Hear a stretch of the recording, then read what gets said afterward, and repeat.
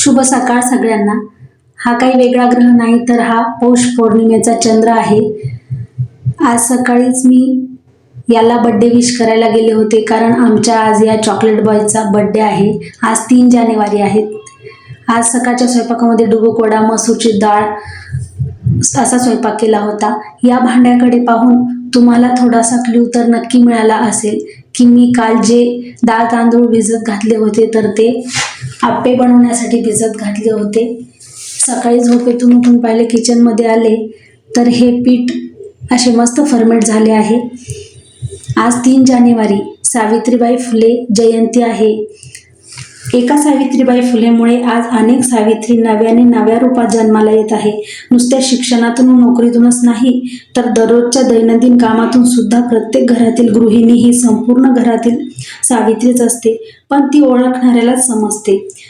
या सावित्रीबाई फुलेमुळेच आज कित्येक करोड मुलींचे उज्ज्वल भविष्य घडत आहे।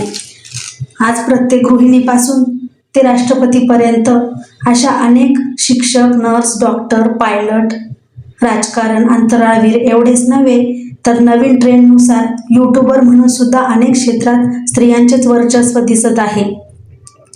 तुमच्याशी बोलता बोलता आप्पे तयार झाले सुद्धा।